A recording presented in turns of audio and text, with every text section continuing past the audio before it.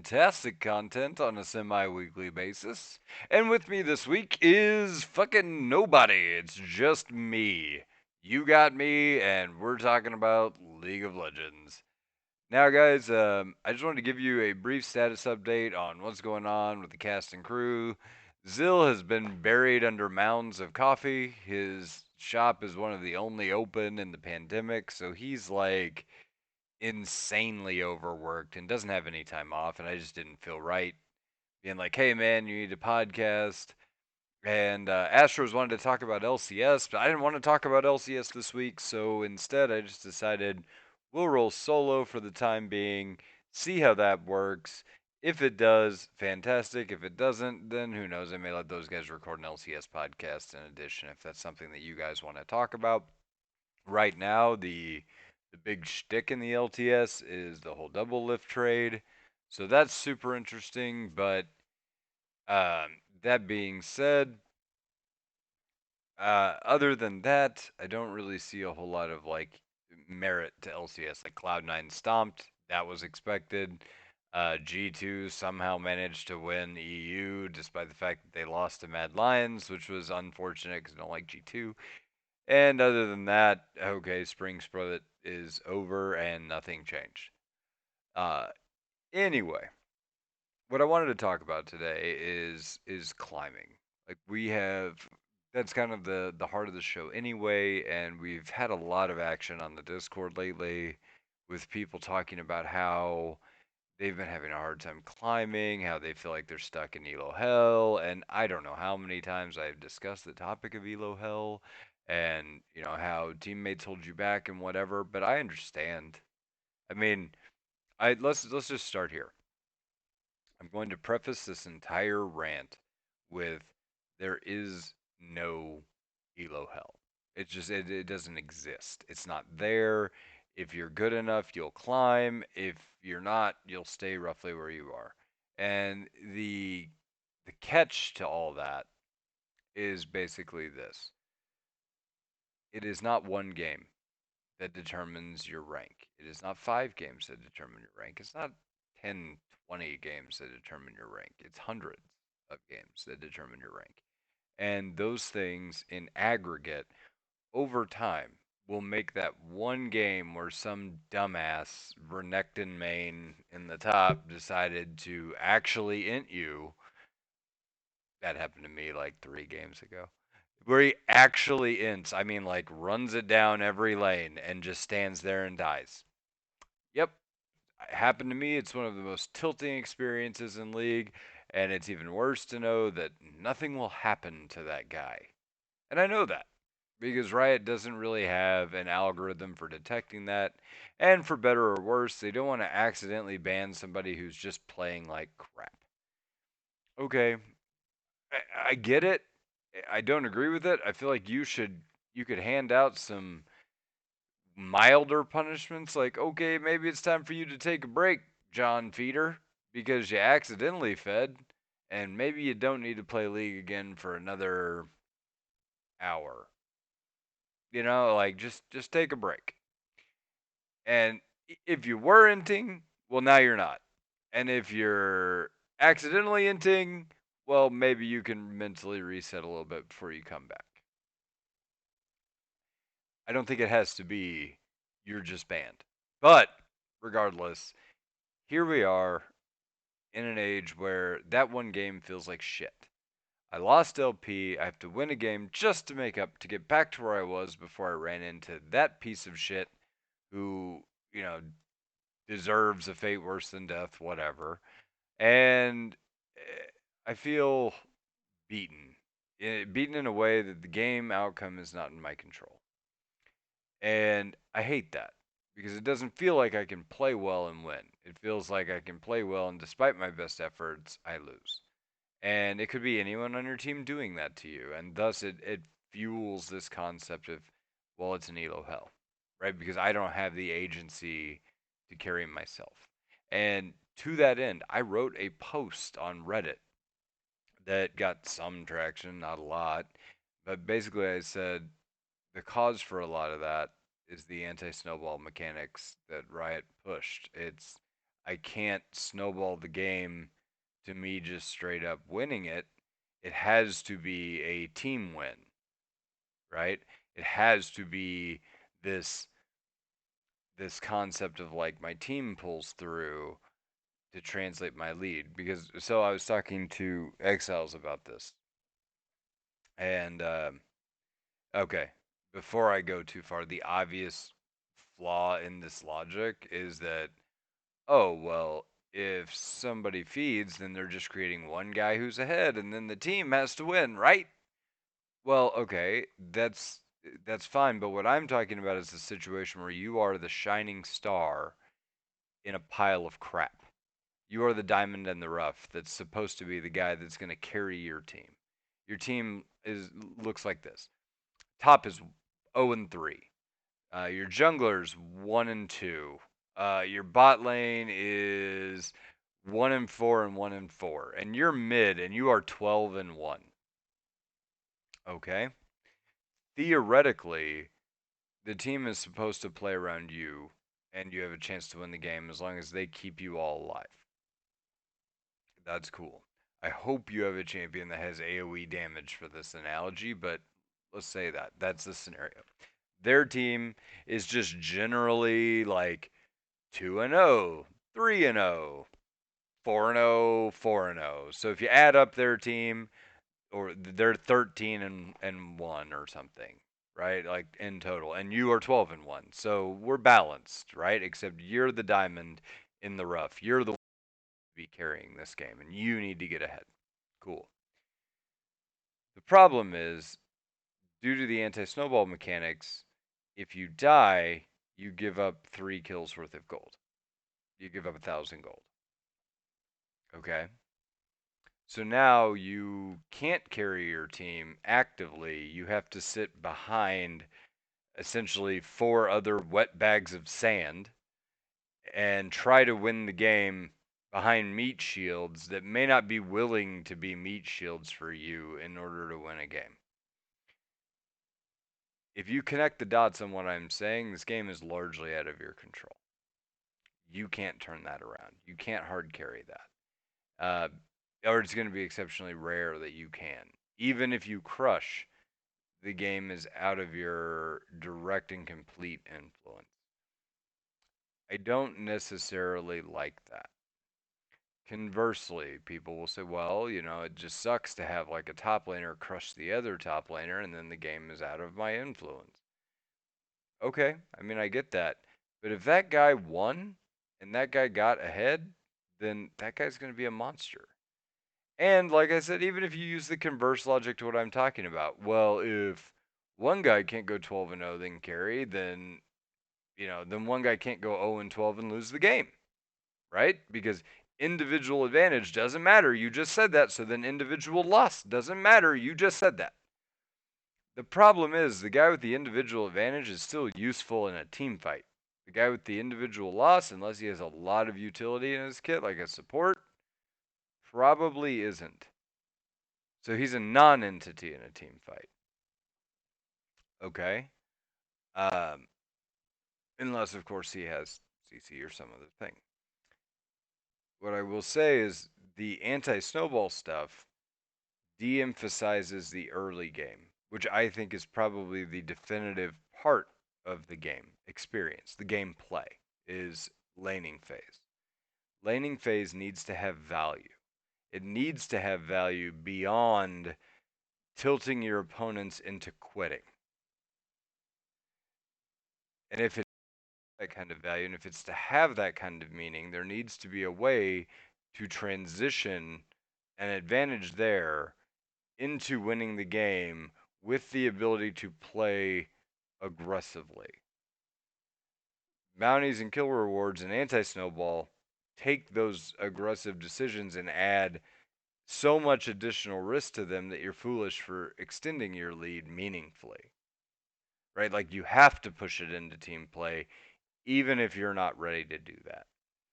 And like this game 4 seasons ago, it it didn't feel like I was losing to a monster any more than it feels like it is now. Instead, it feels like I'm losing to that monster roughly the same amount, except my team quits earlier, except attitudes are so toxic that uh, the gameplay literally explodes, and it feels less fun. Like the game in general feels less fun because of these mechanics. And I'm not saying a Fed Fiora can't take over a game. I'm not saying a Fed Riven can't take over a game. I'm not saying a Fed Cho'Gath can't take over a game. You can, right? My point is that they made that feel riskier, right? And the goal of these mechanics, these anti-snowball mechanics, to give back gold and to give you a meaningful chance, and to, oh, you're gonna come back. You have the ability to come back. My first thought is, why should you have the ability to come back? You made early mistakes. Those deserve to be punished. You deserve to lose for some of those mistakes. Giving somebody the ability to come back, well, it's like, and that's also on the myth that it's actually giving you that ability. You, the 1-7 that made a 7-1, are probably not going to get the shutdown on the 7-1. You're probably going to be the fodder that died on the way there. So creating a kill bounty doesn't actually give you any kind of an incentive to get back in the game because you're not the one that's going to redeem it, more than likely.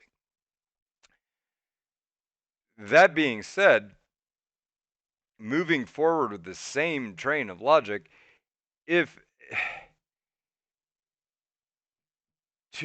to allow somebody to blue shell their way back in the game does create an incentive, does create a rebound mechanic that shuts down early game advantages. It makes them meaningless and it makes them feel bad. Yet we have this weird dichotomy in the game and the player base where they're willing to just throw their hands up and surrender early. And that doesn't make any sense. And if we have that, right? Because that's the whole point of anti snowball is to say the game is not over in 15 minutes. It's over at the end. Wait it out, stick it out, play. You can come back. If the goal of your system is to provide that kind of mental incentive to people to stay in the game and to fight it out and to do what you can to come back, you've failed. Because the mentality that you're trying to correct is worse than ever, or at least it feels like that.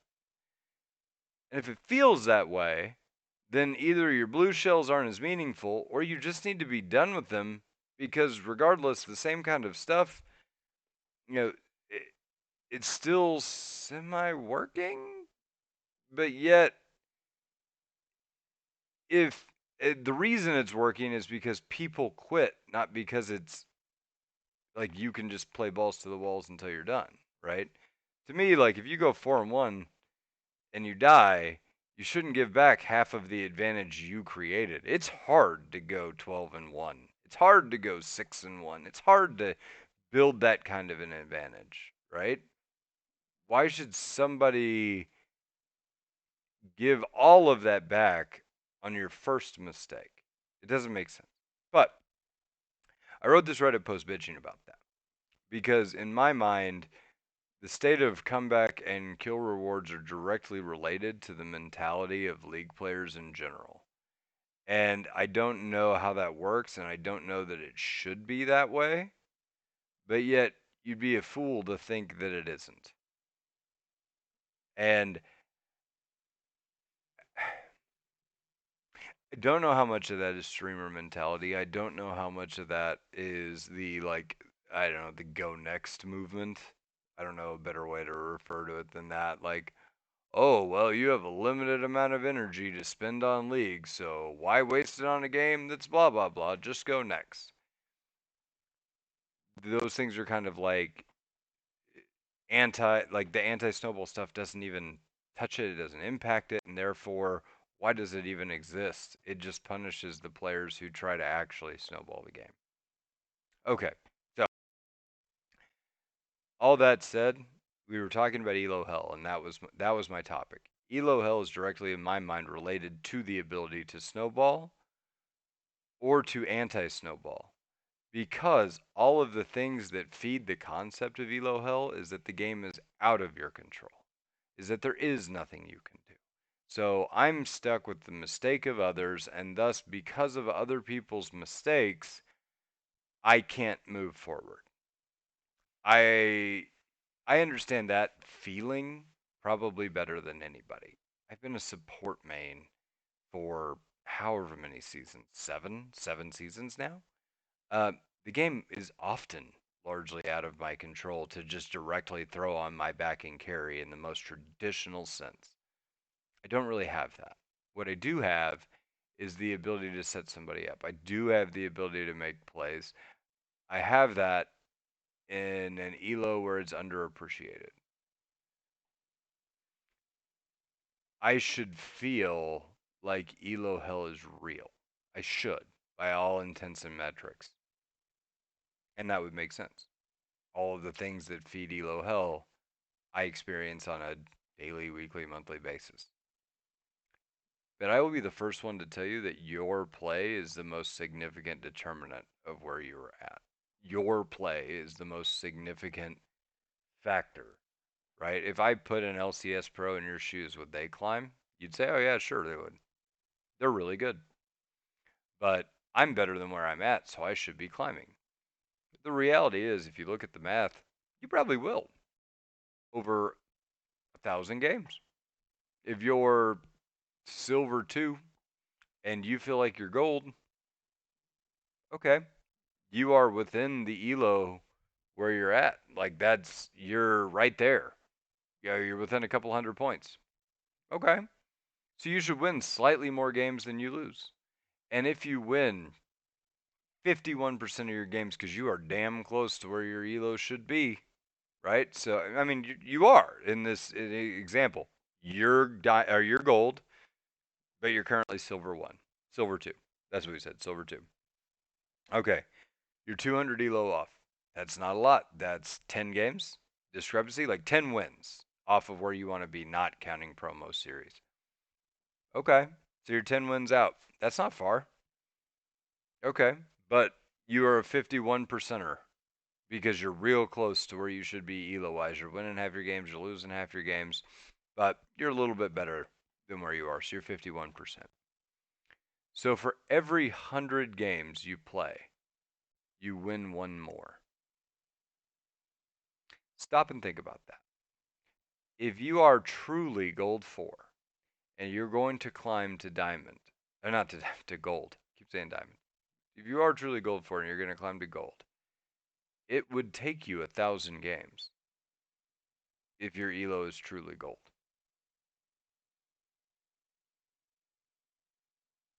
Because you win one game more out of every 100 you play. Multiply that by 10 for your 10 games that you need in a row or in aggregate to get to gold. The reality is your elo is going to be more likely representative of a short-term win streak or short-term lose streak. You're playing exceptionally well, you're playing exceptionally poorly, you have a bad teammate here, you have a bad teammate there. The closer you get to where your skill actually is, the closer your win rate hits to 50%, the longer it's going to take you to eke out a small advantage. And sometimes it's bottlenecking. And I mean, I'll tell you this, whenever I was silver, I had a hard time getting out of silver. I did. Super hard. Because people weren't doing the things that they were supposed to do. It was just a harder to win game for my skill set. I feel the same way in Platinum, to be totally honest, but the game is harder for me to win there. Then I hit gold and I flew through it. Like I went from silver 3, took forever. I don't remember how many games it took to get out of silver and into gold. And then I just blew through gold super fast, got to plat like that. The first season I hit plat. Because I was better than that. I just was. I got bottlenecked. And that can happen in the short term. You can get unlucky in the short term. You can't get unlucky for a season. You're either playing at your potential or you're not playing at your potential. That's how it works. That's the game of League of Legends. And like I said, a lot of people think I'm naturally a gold player. I should be there in no time. I'm silver too. If you're naturally a gold player, it's going to take you 1,000 games, and like that's the math. That's how the game is designed. That's how the ladder is designed. And if you think of it's going to take me 1,000 games, it starts to be one game here or there, one time getting trolled, one time getting an enter, one time even three in a row of getting an enter. Doesn't feel so bad when you realize you're running a marathon and not a sprint. Never, ever, ever try to rank in a sprint. It is the it is the wise Papa Smurf way to not get diamond in season 9. I tried to run a sprint at the end of the season because I ran out of time and I thought, I can do this. I'm a diamond player. It's not that big of a deal. I've done it for however many seasons. Cannonballed magnificently from Plat 1 50 LP to Plat 3, like that. You see streamers right now that are, Diamond 1, Challenger, whatever streamers, and they're talking about like it has become a thing that Plat this year is very hard to get out of. And then once they get out of Plat and into Diamond, where the game becomes more consistent and advantages and blah, blah, blah, like all of a sudden part of the game unlocks that you exploit for meaningful advantages that's just not present in Platinum. You all of a sudden it's easier to climb. Like the path is clearer, right? And there were, Double Live told me about this the other day. There was a streamer, it took him an exorbitant amount of games to get out of Plat. And then once they did, they just slingshotted through, right? That could well be you, friend. I'm not saying Elo Hell is your problem. And I'm saying statistics are your problem. The way the ladder is designed may be your problem. But the only way to climb over that problem, the only way to defeat or break that barrier is through brute and constant force. Right? Like you can try to break or burn a hole in rock, or you can drop droplets of water on it for 10,000 years. And if you drop droplets of water on it for 10,000 years, you're going to have a rock that has a huge fucking hole in it. Very clean looking hole, too. That's League of Legends. That's the ranked grind. It's called a grind, for Christ's sakes, not a smash, a ranked smash. Because it's not that.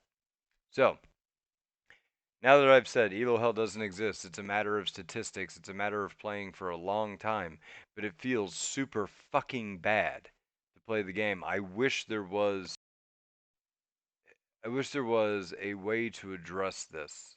Or I wish there was a redress of this by Riot. Because in the last 2 seasons, solo queue has felt particularly terrible. And I don't know why. I can't tell you why. Honestly, I can't. It's not the meta. My champions have been in meta, my champions have been out of meta. I don't think it's that support feels unimpactful. I think everybody says this shit and I don't think any of it's true. I think that there are metas that favor certain roles or another, but that doesn't mean you can't climb. That doesn't mean if it's a jungle meta and your jungler's ass, you automatically lose the game. It means you're more likely to lose the game, but it's still possibly within your reach.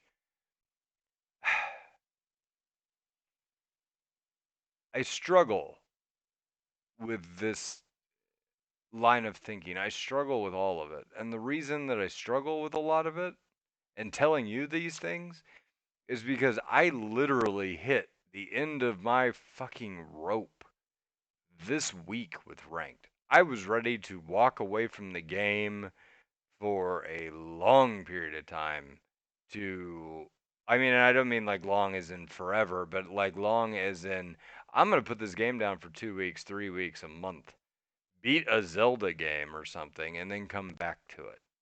Like that's where I was at mentally.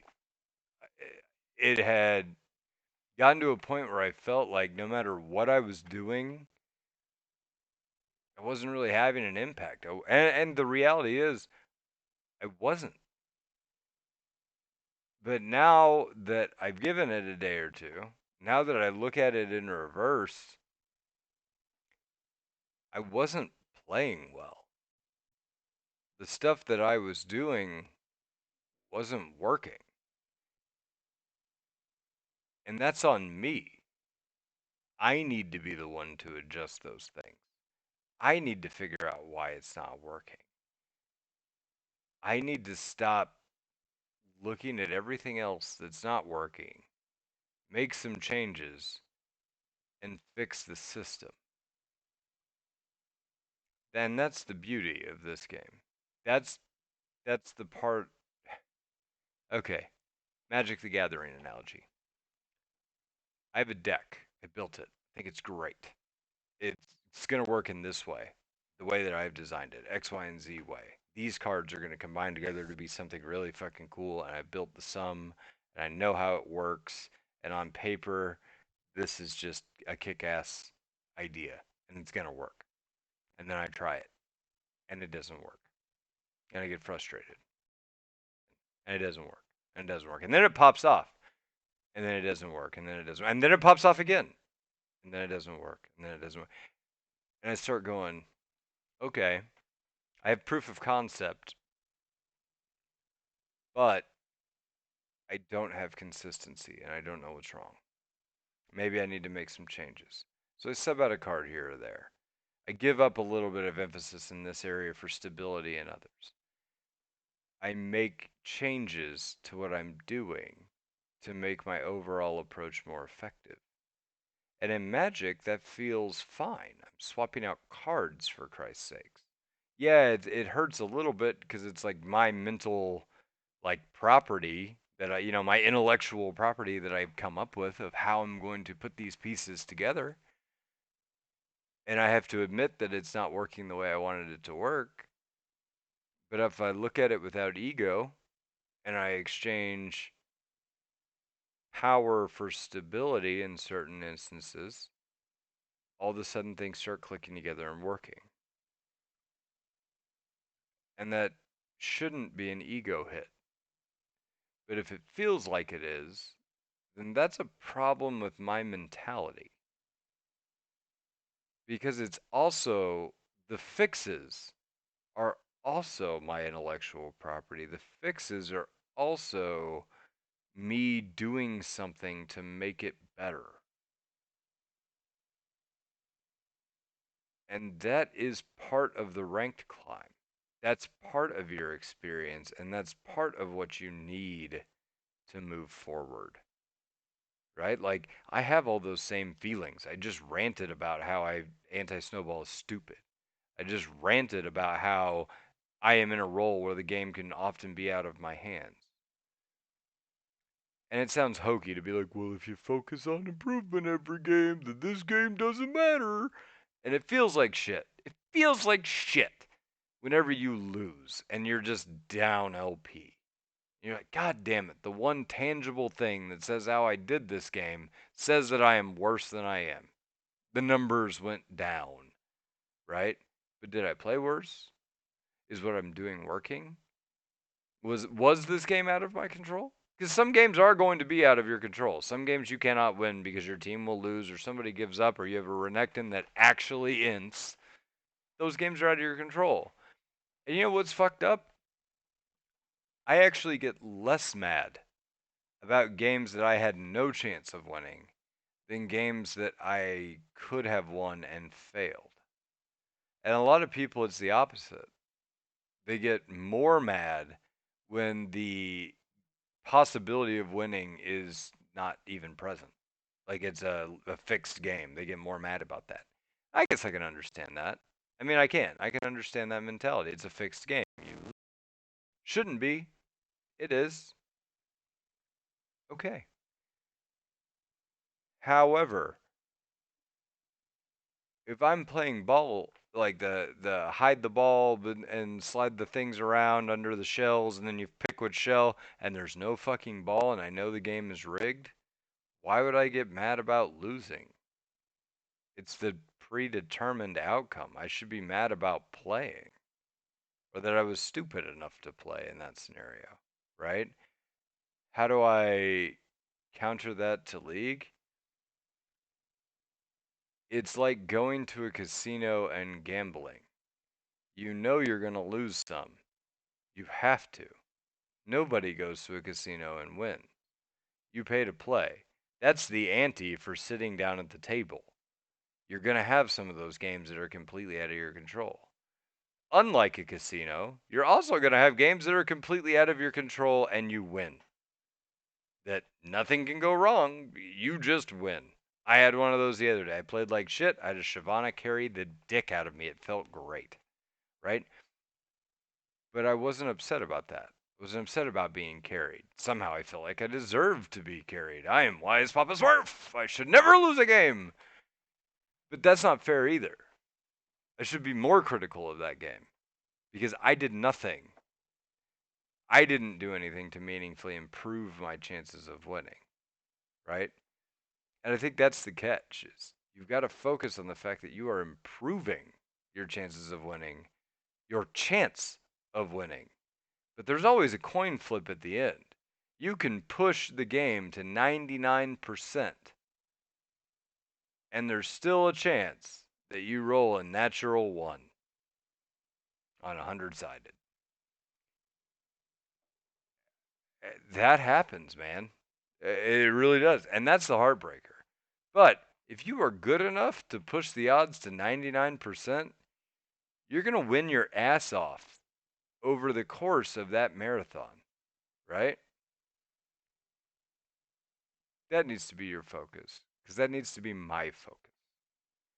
That needs to be how I come back out of this thing. Because to be totally honest, I was there. I was telling Danger Penguin, I was like, I got to step away from this shit. I can't keep doing this. It's just maddening to me. And the worst part of it is, I can't even operate under the delusion that I am better at this game than I am. I've gotten worse. Objectively, I'm not as good as I was 2 seasons ago. I see that. I need to focus on improvement. I need to identify areas of improvement. I need to roll up my sleeves and fucking do it. And the reality is, if I'm not going to make myself do that, if I'm not going to try to get any better, I deserve my rank. I deserve where I am. Maybe a hard pill to swallow. May feel like shit to admit that, but the reality is I do. If you have played over 100 games, you're probably accurately ranked, unfortunately. I've played over 100 games and I got to plat. Okay. I mean, I can do better. Like I told you, sometimes reaching your true rank takes 1,000 games. I just said that. Like if you're truly gold, you can fluctuate in and out of silver, in and out of that area. You can go down some, up some.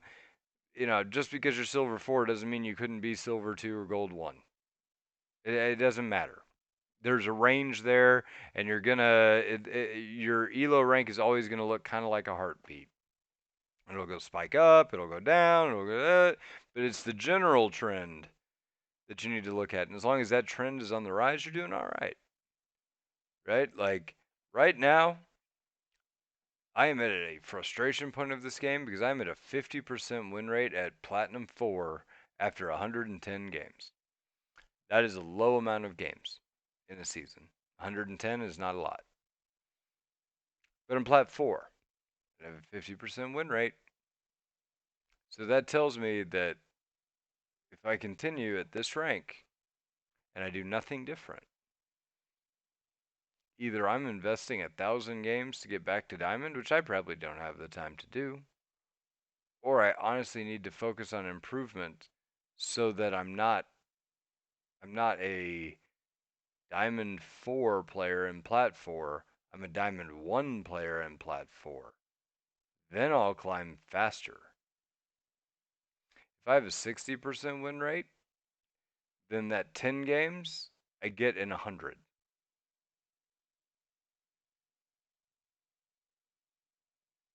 instead of 1,000.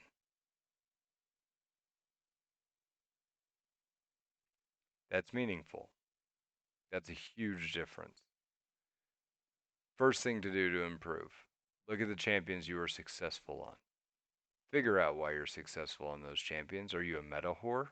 Is the champion just good? Or are you just good with the champion? Do you understand them implicitly? Do you have a lot of skill in executing that champion? What is it about that champion that reflects you as a player and why you are able to succeed on it? Think about that. Figure out now that you've thought about that what it is about that archetype. Is it that archetype? Is that specific champion? If it is that archetype, is there another champion in that archetype you could also play and play effectively that you have games on, you have experience on, that you have comfort on? If there is, keep that champion in your back pocket as a B option. Play on it, work on it, get better at it, right? So for me, I went like this. Brand. I'm good at brand support. I have a 60% win rate. That's largely what carried me out of gold is I just explodinated the shit out of people to get there with brand. After I got there, I thought, you know what champion is like brand that I can also play because to be totally honest, I was a little burnt out on brand. Pardon the pun, I did that on purpose. I was a little burnt out, and as were my enemies, on brand. That being said, I was looking for something new. I wanted to do something else. Brand also, I waned in some effectiveness with brand. Like I started having some real bad games. Maybe the meta shifted in a way that favored champions that punished brand. I don't know. But the reality is, I wasn't seeing the same level of results that I had before. And that was troubling to me. And I thought, well, maybe I need to, I need to pick champions because brand has to like walk out of behind minions and have a line of sight to whoever you're going to blow up about a little bit around auto attack range, and it needs to be clear so you can E, Q, W. Okay. If that's the case, I mean, because that's your ace combo, right? I mean, you could do W, Q, E, and then run away. I mean, that's a valid combo or whatever. But let's say that you're wanting to do this like max damage way to just pop the shit out of one person. Well, I have to be outside of a minion wave. I have to be able to see the other person, which requires vision in a lane that now has 3 bushes. So I probably have to have a ward of some type to be able to pull this move off. Or I have to have an ADC that's going to move forward enough for me to move forward and create a flanking position on the minion so I have clear line of sight. Okay. I don't know what it is. Like in low gold, that was easy because I either had that from people walking out of position without paying attention to the minion wave, or the other support or the other ADC was so afraid that if I moved forward alone, they would just back off and give me that line of sight so I could just blow them up. Cool. As I got into better and better and better and better elos, that became more and more and more and more rare that I wouldn't get punished for that. And I also didn't have an ADC that would like realize what I was doing and scoot forward. It's very difficult to communicate that without being offensive to an ADC, right? Other than to say, hey, we just need to like zone a little, move up a little so we can zone. I don't know what else to say. Even that is probably offensive, but hell, everything's offensive anymore. But all that said, it stopped working. Everything I was doing was just not working anymore. I thought, well, maybe I can pick somebody who's more of a surprise gotcha bitch, and like Swain would be good. It's AP like brand, you have around the same distance, it's a root, you have hard CC, he's harder to kill, he has a lot of damage, scales with virtually the same itemization as brand, and is higher on the tier tree. Seems like a natural fit. I played fairly well, but my stats looked terrible in comparison. Like I didn't necessarily like end a whole lot of games and throw them on my back like I did with Brand, but you know, I didn't look too bad. But also some of the games were stomps, so my like 33% win rate wasn't super indicative of how I felt I was actually playing. So I didn't feel like the statistics were necessarily accurate to my play, and that can happen. It takes a lot of games, again, to provide you accurate data by which to gauge a champion. Cool. I was failing, though. I was failing, and it was annoying. So I went back with something I have a lot of comfort on, and I just played. What do I do? Brand's failing, Swain's failing, I'm failing, and I don't feel good about it. I played some Nautilus, something I'm very comfortable with. It's basically a Thresh-like champion that's more forgiving than Thresh, tankier, and I'm playing in a meta where everybody wants to play Rivens or whatever. I'm not specific. I can't remember the last time I saw a Riven, but the last game I played, zero tanks were played, like at all. In fact, here I'll pull up that game. Uh, let's see. It was Fiddlesticks, Malzahar, Misfortune, and Fiora. Okay, there you have it. No tanks were being played, and I was like, fuck it. I'll just play the tank. I'll play Mal's, or I'll play not Mal's. I'll play Nautilus. I'll be the engaged guy, and that's fine. I can do that all day. It's not a problem. So I did, and we won. We won real hard, and it felt good. It felt good to do something I had a comfort on that was the exact opposite of what I was already doing. Carrying became easier than it was with Brand. It was easier to carry with Brand and Gold. It's easier to carry with Nautilus and Plat. Swain didn't work, but I gave it a shot, and I gave it an informed shot. That's fine. That's all you can ask for. Be able to accept short-term loss to experience, or push that loss into normals. I was actually performing with Swain in normals, but normals aren't ranked. So it's a different experience. Don't be afraid to try something new, but also don't be afraid to actually estimate it as a failure. I spent my first season playing League as an ADC with Ezreal, and I felt good on Ezreal. I did all the stuff I could do with Ezreal, but my win rate was dog shit across a lot of games. I was losing a lot. And my feelings were that I was doing well, but I was just losing. The reality is I wasn't doing well, I was just losing.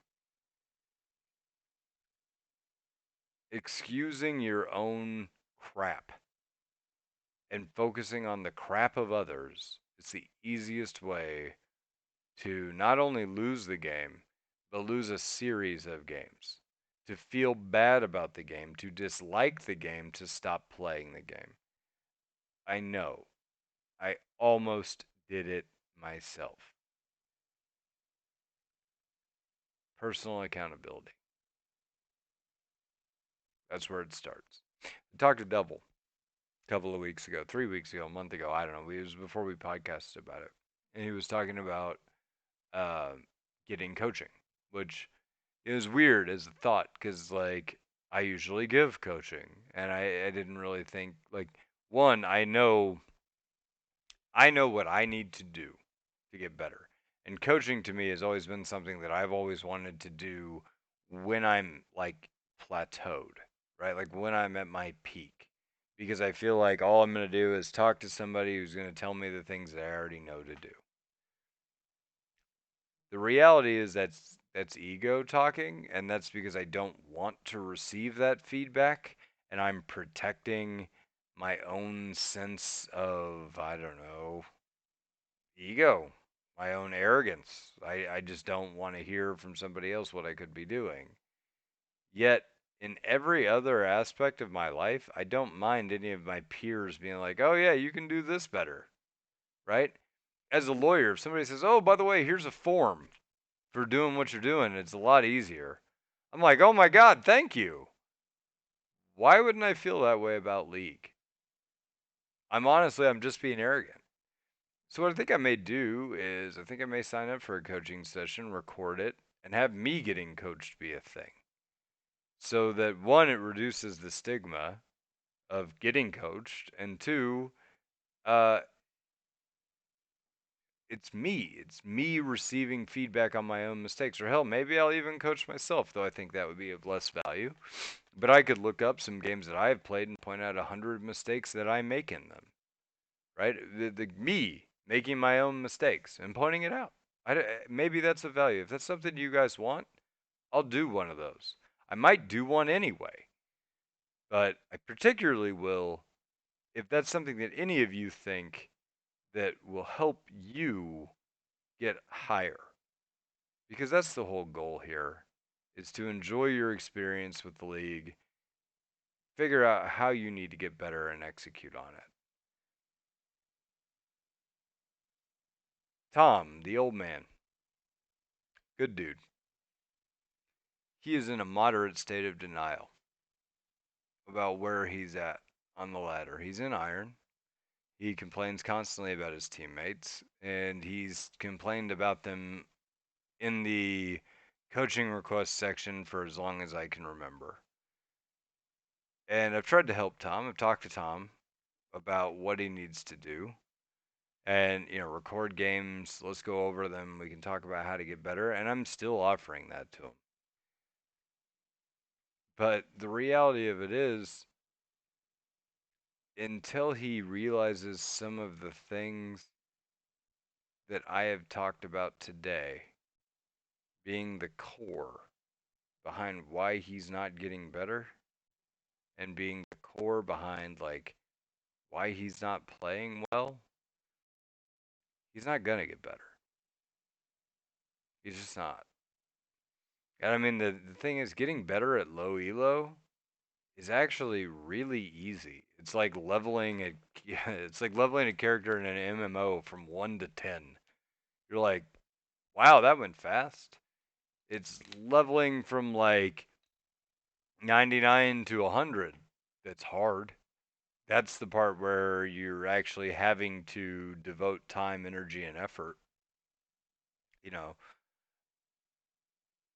like a long time ago, I used to play Final Fantasy 11. I loved that game. It's one of my favorite MMOs of all time. Right there behind Ultima Online, which was the greatest MMO ever. But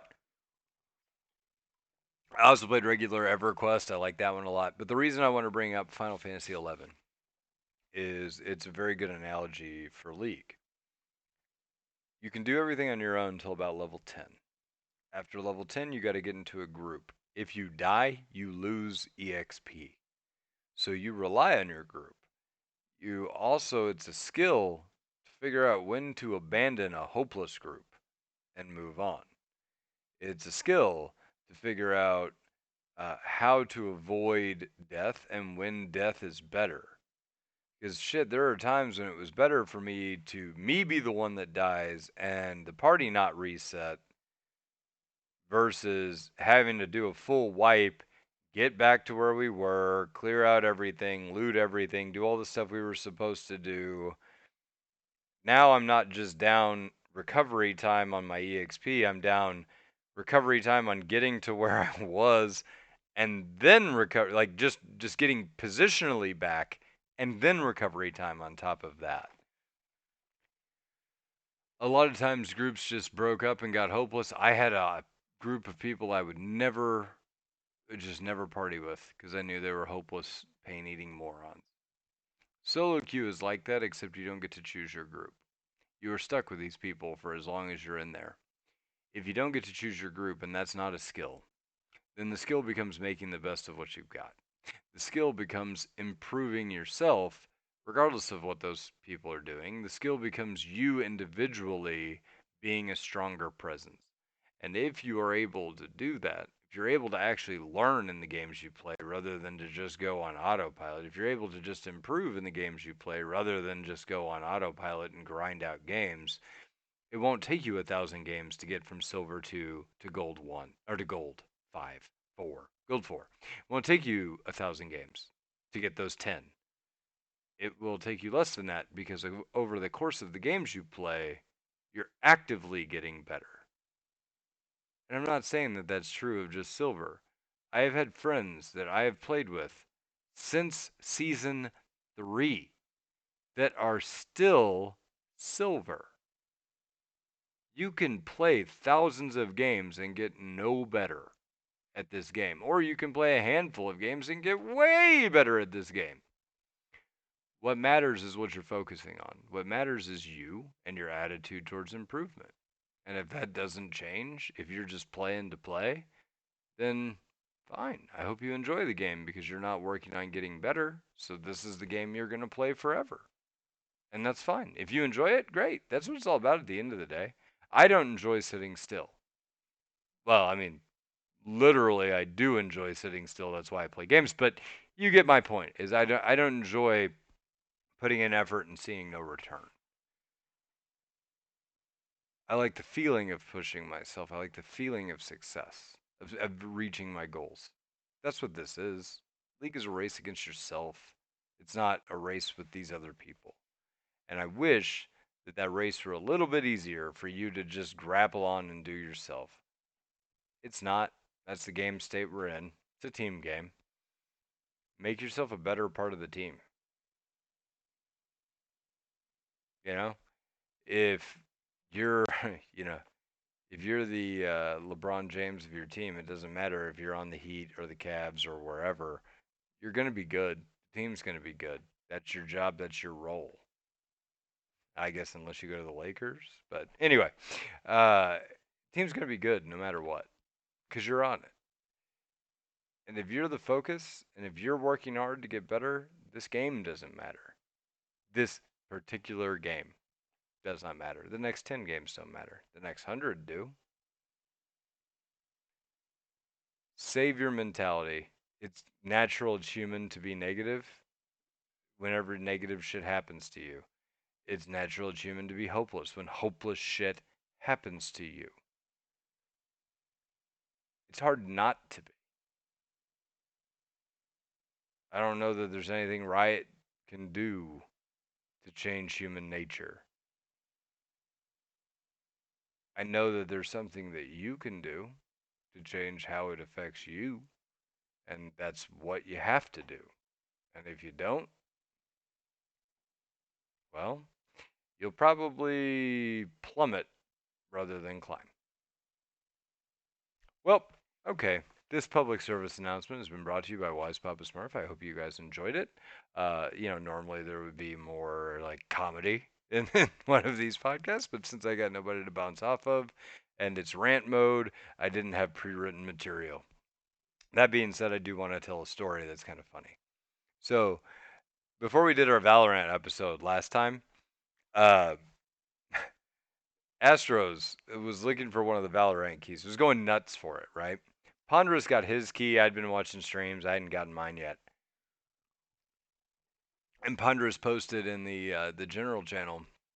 He's like, "Hey, got my key," and he sends me a private message, and he's like, "Hey, did you get your key yet? I'd like to play some Valorant with you." And I said, "Oh yeah. Let me. I didn't get it yet. Still waiting on it. Blah blah blah blah blah." I was like, "Astros has been looking for one too. I know he's really into shooters because he played the shit out of them. But yes, I would like to play. Let's figure it out. Yeah, we'll go from there." And he's like, "Oh, Astros wants a key." I was like, "Oh yeah, watch this. I'm gonna make Astros' head explode." I go into the general chat and I type, "Hey Ponderous, thank you for the invite a friend key to Valorant. I really appreciate it. It's gonna be fun to play, but I kind of want to finish Star Wars first before I start a new game, so I maybe not even download it for a while. Blah blah blah blah blah." Astros, I think, like literally shit a brick because he thought it actually happened for a little bit. He's like, "Oh my god, you gave him a key. I've been wanting a key forever." Blah. And I'm like, eh. So anyway, maybe it is true.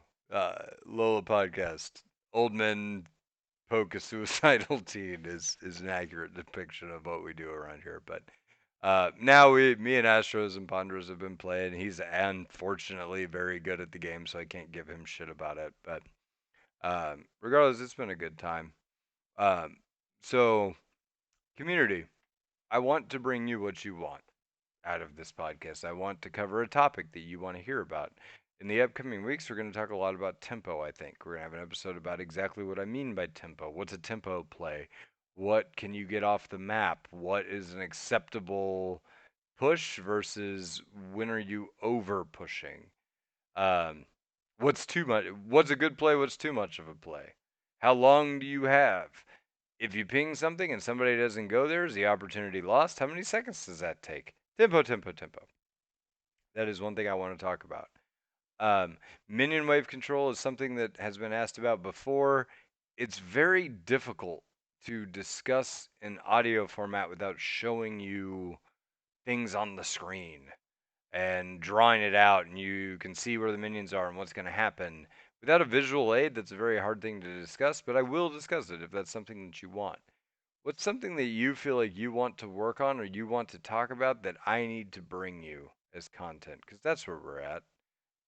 That's what I want to do. Right into the show. Right? Right into the show and tell me what it is you want. There should be on the website, lolapodcast.com, a contact us section there that gives a like email at lolapodcast.com is our email. The contact us message should work. If it doesn't, I don't know, but at least you can just send us an email at email.lolapodcast or email at lolapodcast.com. If I get an email there, I will attempt to discuss or make an episode on that because I want to give you what you want, right? If you do like the show, please don't hesitate to support us. We have had a drought on money. I'm assuming, you know, we need to get back to our roots of getting better as a podcast, of getting better as a player, and helping you reach the point of improvement that you want to get. We're focusing on that again, and I would appreciate it if we could get a little more financial support than we've previously gotten. Um, the the running of a show is actually fairly expensive. It's not just a time commitment, guys. It's keeping servers running. It's boosting our Discord out of pocket. It's different things that we can do to help give back. Everything that we do is largely to try to give back to the community. The boosting of the servers so everybody has that server with higher sound quality and the ability to transfer files and the ability to do all these things that we all can use. We are primarily a community of people that play the game together. Also, we have a podcast. If you want to support that and you don't have the money to support it, come play with us. Show up at our Discord. There's an open invite on lolapodcast.com. It should work. If not, hit me up on Twitter or something. LOL Wise Papa Smurf. On Twitter, on our Lola Podcast account, um, their LOLWP Smurf is what I think my Twitter is, by the way. On the Lola Podcast Twitter, there is, I think, pinned a permanent invite to the Discord. So if you want to play with us, come show up, hang out, and play. We have an actual community of people that play, and we want people to be in it. Like, it's very simple. If you're not a racist, bigoted asshole or some kind of horrible human being that won't stop breaking server rules, you're welcome here. It doesn't matter what your elo is. There are people of all elos that play here. Everybody from plat and diamond all the way down to iron. If you want to climb, let's do that. I'll help you. We'll get there. But we could honestly use some more support. So if anybody is willing to toss $5 here or there, or use your free Amazon Prime to support us or follow us on Twitch, that would be awesome.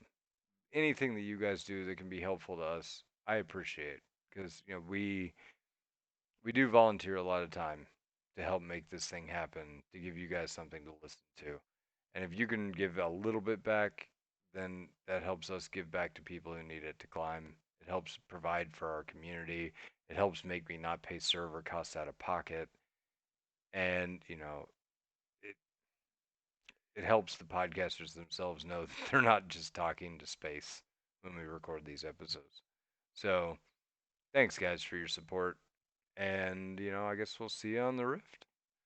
Good night, everybody!